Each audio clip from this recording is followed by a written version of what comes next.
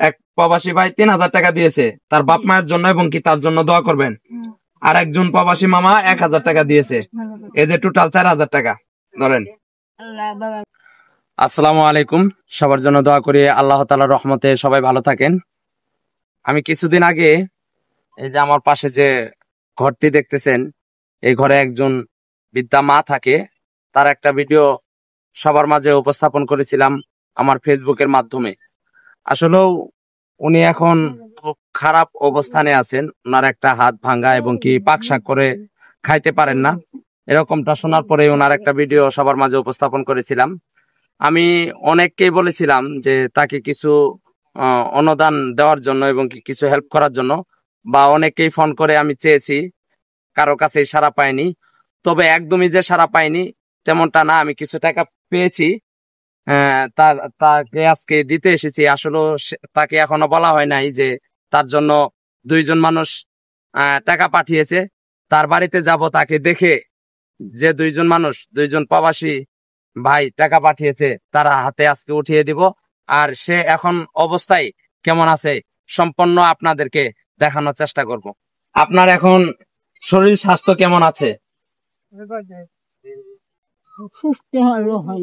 সুস্থ এখনো হন নাই?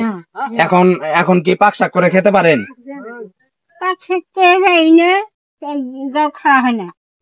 আপনি এখনো সুস্থ হয়ে সারেন নাই নাকি? ওই যে আমি যে কিছুদিন আগে আপনার একটা ভিডিও সবার মাঝে উপস্থাপন করেছিলাম, এই ভিডিও দেখে একজন প্রবাসী ভাই 3000 টাকা দিয়েছে তার বাপ মায়ের জন্য এবং কি তার জন্য দোয়া করবেন। আর একজন প্রবাসী ভাই 1000 টাকা দিয়েছে, টোটাল 4000 টাকা দিয়েছে। আবার আমি যেটা শুনেছি যে আপনি নাকি টাকা পেয়ে টাকা রেখে দেন, খরচ করে খান না। তে আপনি তো এখন অসুস্থ, এগুলা কাকে দিয়ে নিয়ে আসাবেন আপনি? এই যে আপনার প্রতিবেশী তো কেউ না কেউ আছে, যেরকম পাশেই অনেকজন আছে, তাদেরকে দিয়ে আপনি ভালো মন্দ কিনে খাবেন।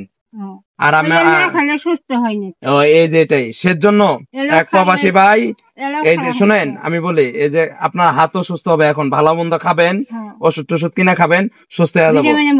হ্যাঁ, যাই লাগুক আপনি ডাক্তারখানা যাবেন, এখন তো টাকা হয়ে গেছে। আমি তো কিনে হয়নি। আপনি যাবেন ডাক্তারখানা, বললে দিবে না?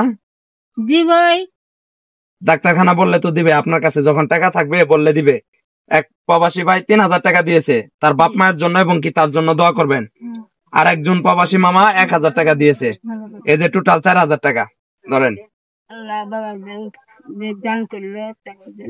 হ্যাঁ, অবশ্যই দোয়া করবেন।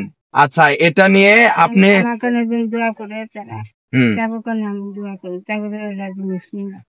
ঠিক আছে, এই সাময়িক সময়ের জন্য শুনেন, সাময়িক সময়ের জন্য এই টাকা দিয়ে আপনি একটু সুস্থ হন। আর যারা ভিডিওটা দেখবেন, আমি সবাইকে বলি যে ভিডিও দেখলে যে আপনাকে টাকা দিতে হবে এই না, ভিডিওটা আপনার শেয়ার করেও এই সওয়াবের অংশীদারি হতে পারেন। ভিডিওটা শেয়ার করবেন, অন্য ভাই বেরাদারকে দেখানোর পরিস্থিতি করে দেবেন এবং কি উপকার করলেন দিল, তাই জন্য হাজারাস করে সহি সালামত আহে কামে একজন বরকত দেখ, কোনো বালা মুসিবত তাই আমার দান করলো, তাই একজন সে দান পায়। হ্যাঁ, ইনশাল্লাহ এটাই। এখন আপনাদের কাছে আমার একটাই চাওয়া যে আপনারা বেশি বেশি ভিডিওটা শেয়ার করবেন। কিসের জন্য জানেন?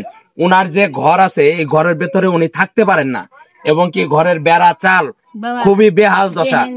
যদি আপনাদের দয়া হয় এবং কি মায়া হয়, কেউ যদি কিছু দিতে পারেন দিবেন, আর না হলে অবশ্যই ভিডিওটা শেয়ার করবেন। উনি আমার বাড়ি থেকে একটু ফাঁকেই, যদি আপনাদের কিছু সাহায্য পাই তাহলে ইনশাআল্লাহ দ্বিতীয় ধাপে তার ঘরটা মেরামত করে দেওয়ার চেষ্টা করবে ইনশাআল্লাহ। শুনেন, আপনার আল্লাহ আছে, আমি ওই ভিডিওতেও বলেছিলাম, এটাই মহান আল্লাহ তাআলা অবশ্যই আপনাদেরকে দেখবে, বুঝছেন? করবো না, ওই সব ঘরে আল্লাহ রহম, আল্লাহ তোর ভেতন বাবার দোয়া, খাওয়ার দোয়া মিলে। এই যে এখন টাকা আছে আপনার, যা যেটা যখন কিনতে মন চাবো আপনি যে কাউকে টাকা দিলে তো কিনে নিয়ে এসে দিবে, আপনি দিবেন। হ্যাঁ, আর ইনশাল্লাহ যদি এই যে যারা ভিডিওটা দেখবেন তারা যদি ভিডিওটা শেয়ার করেন বা কিছু অর্থ প্রদান করেন, তাহলে ইনশাআল্লাহ দ্বিতীয়বার তার ঘর মেরামত করার চেষ্টা করবে ইনশাআল্লাহ আমরা। ঘর বাড়ি ঠিক নেই, এই যে দেখেন মাঝে মধ্যে বই থাকে। আমি দেখছি অনেককেই দেখাইছি ওনার ঘরে উনি মাটিতে থাকে, এবং কি এ তো একজন মানুষ মাত্র শোয়ার জায়গা এই, আর ঘরের এই যে দেখেন কিভাবে ঢেকা দিয়ে রেখেছে সে, কিন্তু ঘরটাও খাম নাই, কোনো কিছু নাই। তাই আমি ভিডিওটা বেশি লং করব না। সবাই এই বৃদ্ধা মার একটু সামান্য একটু যদি সবাই দিয়ে সংগ্রহ করেন, যদি সবাই একত্রিত হয়ে যদি আমরা কিছু করতে পারি তার জন্য, এটা মহান আল্লাহ তাআলার কাছে লাখো কোটি শুকরিয়া। কেননা আমরা অনেক উপার্জন করি, তবে কে কিভাবে খাটাইতেছি এটা কিন্তু মহান আল্লাহ তাআলার কাছে হিসাব দিতে হবে। তাই ইনশাআল্লাহ আমরা আমাদের ইনকামের 1% টাকা দিয়ে হলেও এই বৃদ্ধার মা পাশে দাঁড়িয়ে যাব ইনশাআল্লাহ। বাবা গো, আমার